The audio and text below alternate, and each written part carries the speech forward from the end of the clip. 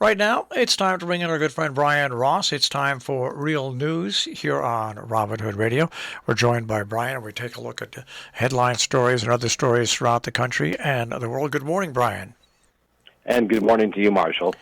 Well, out of sleep last night, I woke up at about, I guess it was 3 o'clock in the morning to do what 68-year-old men have to do in the middle of the night, and I always put on the TV to get some light from my bedroom.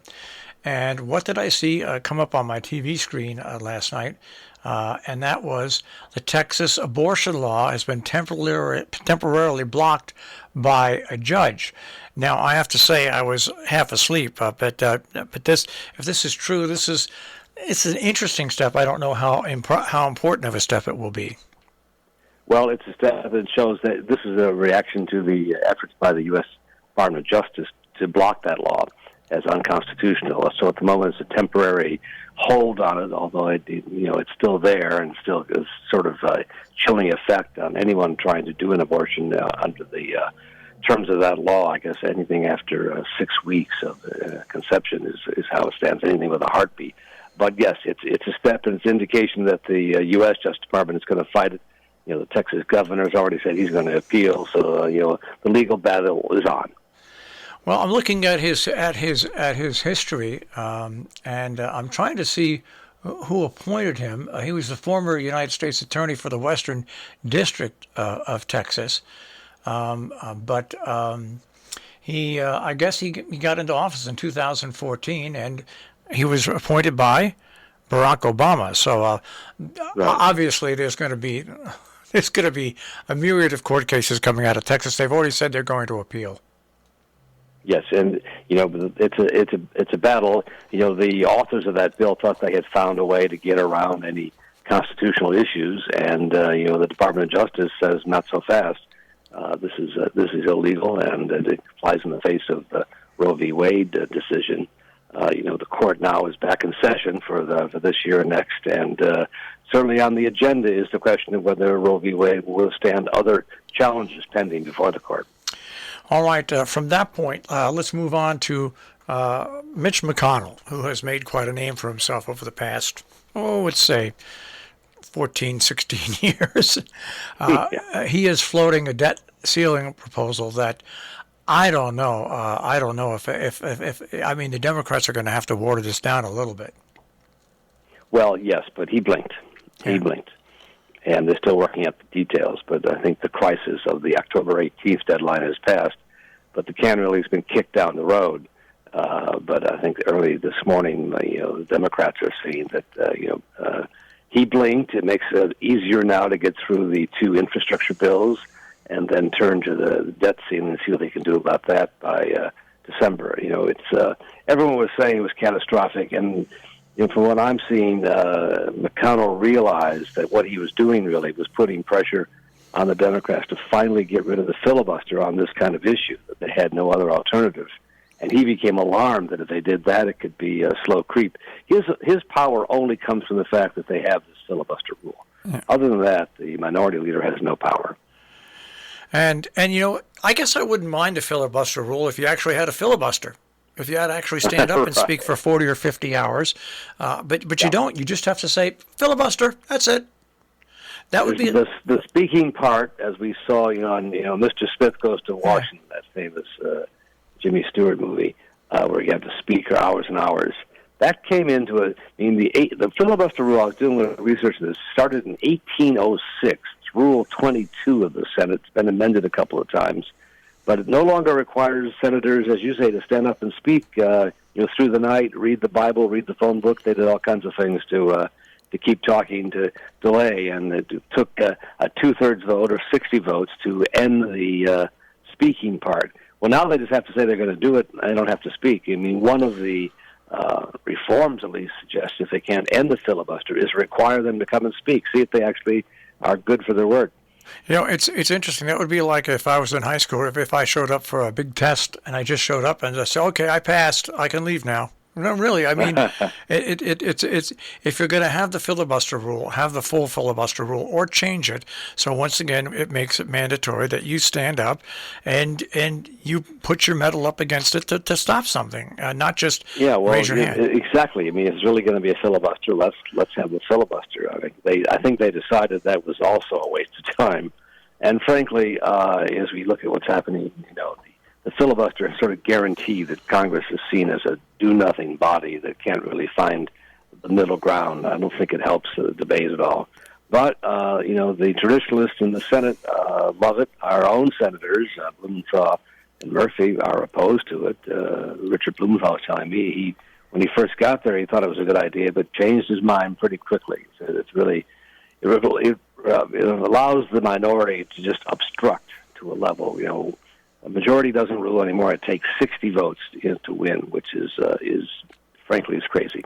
All right, I have to ask you about this next story because this is something that I'm sure interests you, and that is the criminal that's been on the run for 23 years. And U.S. Marshals say they spotted him, they think, at a Dodgers game. He was sitting behind home plate.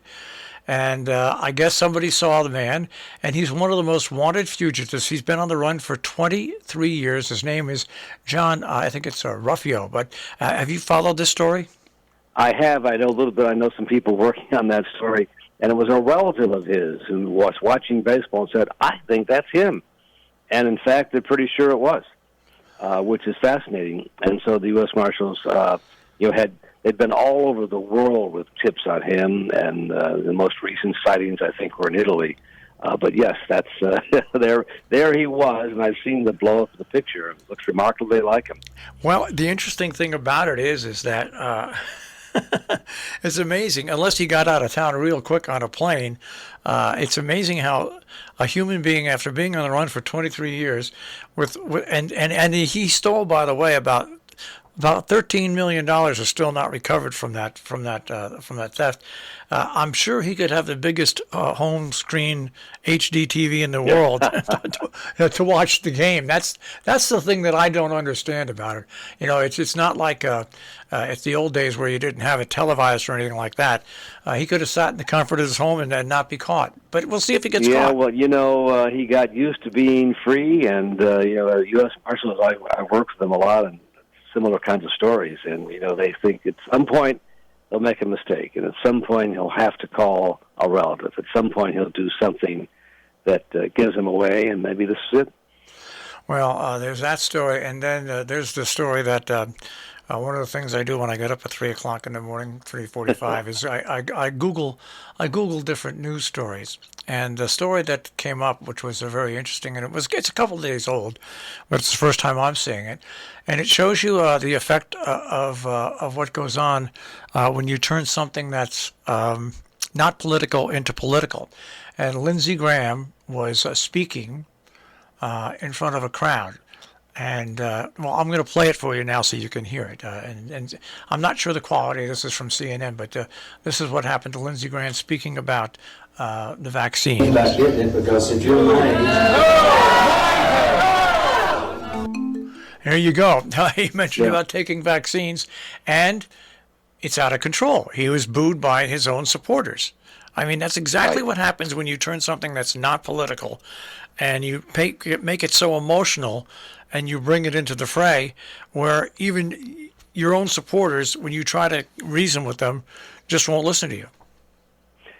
Same thing happened to former President Trump. He was jeered. He was jeered when he talked about vaccines, and it's taken hold among a certain small group of Americans that this vaccine somehow is evil. And I think it's baffling to most people who take a look at it, and when you really get down to it, there are people who just don't trust the science, don't trust the media, except for the certain media that they watch, and they get a very, very distorted view of reality.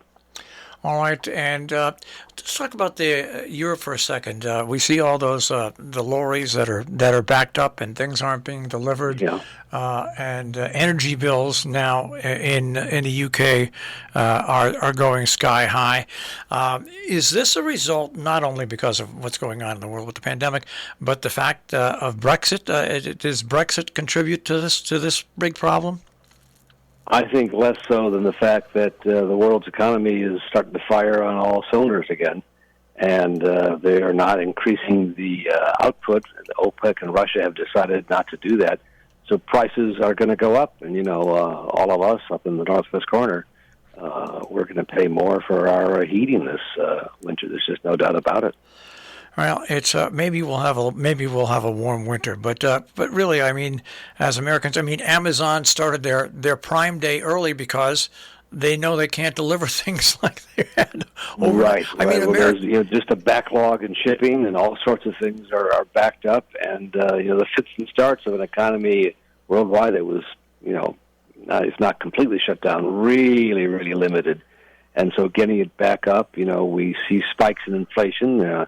Too much money chasing too few goods, and that's, of course, one of the arguments the Republicans make against the infrastructure spending. That'll just exacerbate inflation issues, and that's probably their best argument, frankly, because there may be something to that. All right. Well, all I know is that I had a furnace replaced in my house by my landlord, a real modern propane furnace, and for 3 years it's been acting up at the start of the season. Well, this season it wouldn't go at all, and unfortunately, the minute I heard what the problem was, I knew I was in for a long wait. A computer chip on the main board of this furnace has gone bad, so they have to order a new one. Well, guess what's in short supply nowadays, ladies and gentlemen? Oh my gosh! Those computer chips. So I've been now a week without a furnace, and it's been bad enough with temperatures in the 40s. But I'm not going to call the person who's going to fix it because it's not his fault. But these are things Americans are going to have to get used to once again. That same day or overnight delivery. Just if things keep going like this, Americans are going to have to get used to going back to the old days. Well, yes. Well, we're just so dependent on computer chips, and as you know, it's shut down production of automobiles in this country. You don't have enough of them, and you get down to it. What is a computer chip? A few, sort of rare minerals that are absolutely essential, and that's part of it. And the world is fighting for control of those rare minerals found in places like Africa and Afghanistan, and there's a story to be told there, and a really good battle for who's going to control it. It'll be us, it'll be the Chinese, or the Russians. That's whoever controls it in the end will control a lot about the economy. All right. Well, that's a nice thought to go into next week with. Finally, let me ask you one question. It's a 3 a.m. You're awake at 3 a.m. What about all the coyotes? At least I hear where I am up on Sharon Mountain. I'm so used to them now because my dogs are used to it. I have cameras around. The coyotes stroll through my backyard. Really? Oh, boy. Probably every other night. And it's funny because it's a timing thing. Where rabbits and small cats and stuff like that also go through the backyard, but at a completely different time. So the coyotes have to adjust their clock if they're looking for food at my house. And they're out there. I will keep your dog inside. Oh, yeah. I keep my dog inside, and my cat's inside, and the dog's always on a leash because I live in the wilderness. All right, Brian. Well, you brought us out of the wilderness. We always appreciate your thoughts, and you bring a nice intellectual level to a morning radio show. All right. Thank you, Brian. We'll speak to you next week. Fantastic. Bye-bye. Brian Ross and Real News here on Robert Hood Radio.